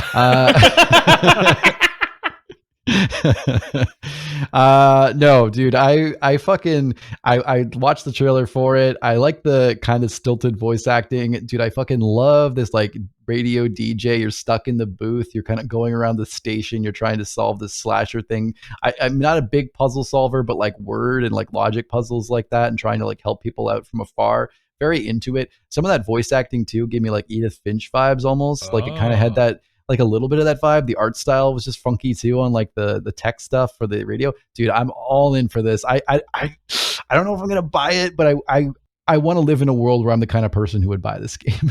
I want it. Yeah, it probably won't be a full priced game either, I don't think. Next up we have Street Fighter 6 on June 2nd. Josh, sorry, did I give you an option? You didn't give him the prompt, but okay. Everybody basically all knew what it was going to be. I will say I did a brief Google of it, and it kind of, you talking about it, Paul, it sort of reminds me of Firewatch in that way. So I might have to give it a look. It's not a cash, but interesting. Great Game Pass game. Piqued my curiosity. God damn it. June 2nd, we have Street Fighter 6. Me, no good fighting game, so I'm trashing it. Paul? Me no good fighting game, and if I were, it would be the Dragon Ball Z one. Yeah. Josh? Yep, what y'all said.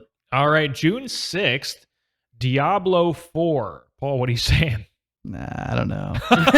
Just give me a second to say Mike's a little shit. Yeah, Mike's a little piss boy because he's going to buy Diablo 4 on launch. He's going to play the absolute shit out of it.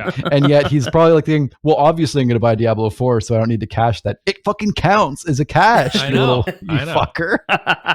I can totally see him being like, I obviously will be cashing this. Yeah, me too. He's going to be like, I'm going to buy a bunch of these games, so I'm just telling you the two I'm most excited about. And it's like, fuck off, dude. Fuck. You can only buy two. That's the rules. Give me your debit card. No, all right. But Diablo 4 is a fucking major cash for me. This is one of I pre-ordered. I've already bought it. I've bought the collectors. I'm fucking ready. Yeah. Josh? Yep, this is a cash easy. I am excited to play. I can't wait. I've been thinking about it fucking constantly. Yeah. I won't play Diablo 4. I'm actually now with the PS5, really tempted to get it on the PS5, but Mike, as a birthday gift, already bought it for me on PC, so here I shall stay. There you go. Yeah, this is potentially my most anticipated game of the entire year. At the very least, it's up there amongst the top. So yeah, I'm cashing this game. I can't wait for it. If you ask me this, I've said this before, but if you said this to me a year ago, I'd have been like, what the fuck are you talking about? That's insane. I can't wait for it. I'm excited. June 16th, we have Park Beyond. Intriguing, but I don't know. Management's theme park games, I don't know. I'm trashing it. Paul? Looks great, actually. Like for one of those games, I'm trashing it, but it looks really cool. Josh? Yeah, Roller Coaster Tycoon 2 was the definition of lightning in a bottle to make me play a sim game. So trash. June 20th, we have Aliens Dark Descent. Paul, you're giving me a weird face. I don't even know what this is. I didn't even look.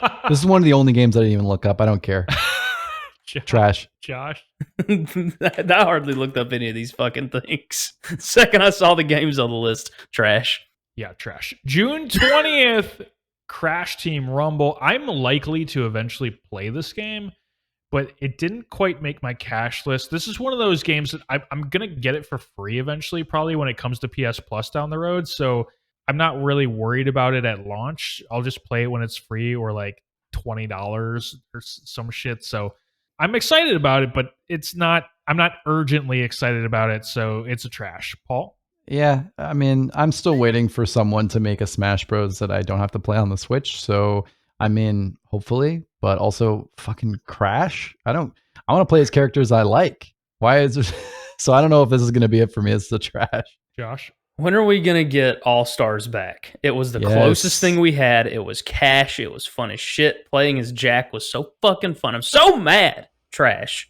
Because you bring up such a good point, Paul. I don't want to play Smash anymore on the fucking Switch. I want to play it on a console that doesn't run like potato salad. And I want characters that I want to play as. Like Multiverses got me kind of hyped because they have some really cool characters in there. But it's ass. Nickelodeon got me kind of excited. I'd play as SpongeBob. Game's ass.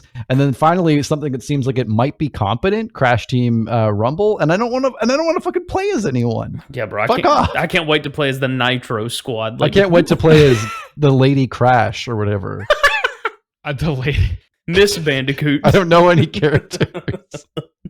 I don't think Crash Team Rumble is like exactly a Smash Brothers clone though. Oh, isn't it? I don't know fucking shit. I still don't completely understand what it is. It's sort of like its own game, its own like made up game, like akin to like Quidditch, where it's just like it's a non-existent like sport basically. I believe I'm out, that's then. Okay. Quidditch? I'm fucking out. All right. It's not Quidditch, but it's it's over. I'm briefly watching like the pre-order trailer, and I couldn't even make heads or tails of any of these fucking rules. I mean, I don't they know are. what it is. It just looks fun.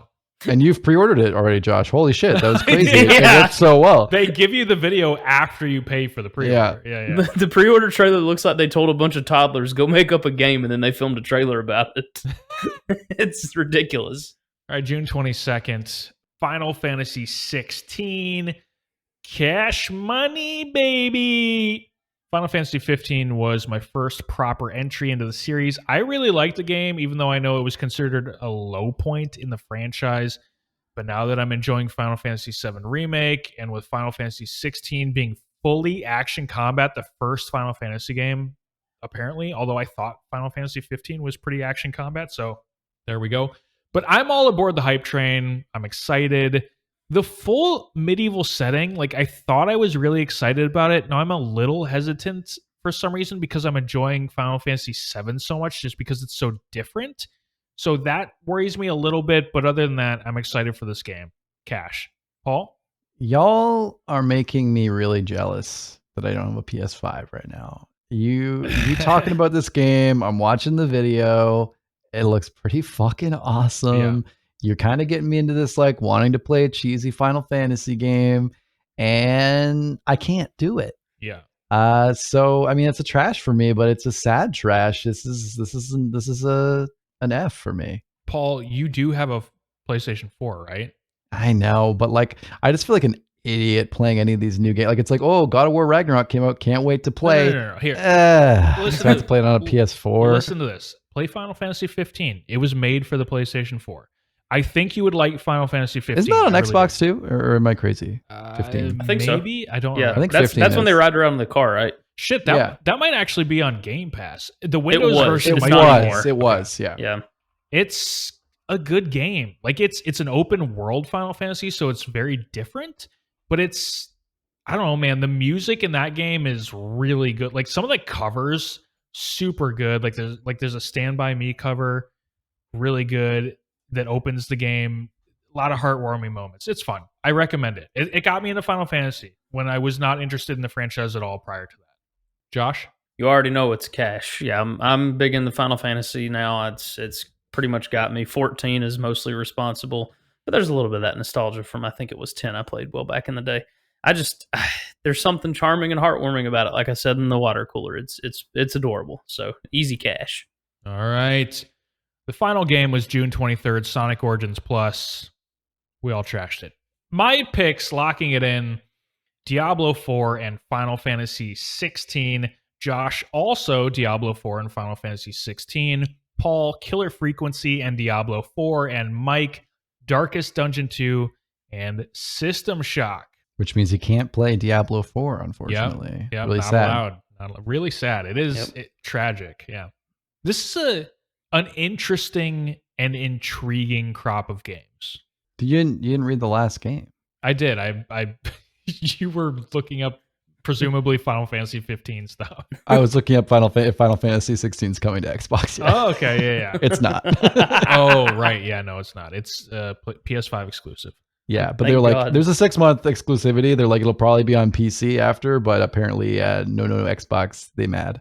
Yeah, no, it's funny. Like, Square Enix doesn't even sign exclusivity deals with PlayStation. They're just like, we don't need Xbox. Apparently, there's like some sort of weird documentation, and they've had like this whole big fight, and there's all this weird legal shit, so it's not happening, sadly. Let's move on to a special shout out. Each panelist is going to give a special shout out to anyone or anything of their choice from the world of video games and provide a quick reason why this lucky someone is getting this attention. Josh, your special shout out, please. Special shout out to Tifa Lockhart. You already know she's mommy. She will be for the rest of the time, and that's all there is to it. Jesse, best girl. Paul, your special shout out, please. Well, since we're talking about mommy and best girl, just an all-around, once again, shout out to Yennefer of Vengerberg, the greatest romance option in all of the AAA gaming titles. I love her. She's wonderful. And I get to see her again soon when Rachel gets to Skellige. A special shout out to the development teams at Square Enix because I love how totally corporate the names are. It's fucking hilarious. Final Fantasy VII Remake was done by Business Division 1. Final Fantasy 16 is being developed by Creative Business Unit 3. And funny enough, Final Fantasy 15 was developed by Business Division 2. That is funny. That team evolved into Luminous Productions, named after the Luminous engine. So at least they got a fun name until Forspoken released, and then they just merged into the other units. So Luminous Productions doesn't exist anymore. And in 2020, Square Enix's 12 teams with all these weird names were consolidated into 4, which are all named Creative Business Unit 1 through 4. Did it do that bad that they fucking closed Luminous Productions? Yeah, they just took all the talent, they merged them into talents, the other, quote unquote. Yeah. Final Fantasy 15, I liked it. Forspoken, I don't know. I don't think I'll be playing that one. No, probably not. Well, thank you so much for joining us here on the Game Groofs podcast, the all-encompassing weekly gaming podcast from us, the Goodnight Groofs. If you really like the show, check out the Patreon, patreon.com/goodnightgroofs. We currently have 2 different tiers available, but any and all support is greatly appreciated, and it's going to go a long way in improving everything here at the Goodnight Groofs. The $3 tier gets you access to this show Fridays instead of Sundays. That's 2 days, 48 hours early. Wait, Matt, sorry, give me 1 second. I'm just doing the math. Yeah. Wow, that is 2 days. Yeah. Holy shit. Yeah, no. Special shout out to our honorary groups. How can we afford to do that? That's so early. That's fucking crazy. You've heard the term lost leader? Yeah. Yeah, this podcast is it. Dude, absolutely. Wow, the value on that is insane. I can't even believe it. Yeah. I'm going to buy like 6 subs myself. Yeah, there you go. A special shout out to the honorary group supporting us in the $5 plus tier. That's Andre D, Cole T, Derek versus the World, James B, James S, and Jeremy R. A round of applause for them, please. Hey, and special shout out to James S for joining us on our stream the other day. That was really cool on our stream, and checking out commenting later on Josh's the other guy's stream, the other boys' stream on YouTube. So cool to see, fun to see the community coming out. Yeah, appreciate it, guys. One thing that we're gonna try to do going forward, we're gonna try to be more active on the Discord as a Groof community. So that's why I'm posting my lunch and my dinner and any snacks. Yeah. He's no more breakfast though. Is that correct? That is not correct. Oh, You are still posting the breakfast? Just as often as I was before, okay. yeah. You just didn't, it went without saying. Right. Yeah. Okay. Okay. I thought I'd leave a little mystery. Yeah, Jesus. Yeah. We also asked you to take a couple minutes to drop a 5-star review on Apple Podcasts and Spotify, but fuck it. Make sure to check out goodnightgroofs.com for all of our content, where you'll find this podcast, Southern Fried Groofs, game reviews, Groof University, and more.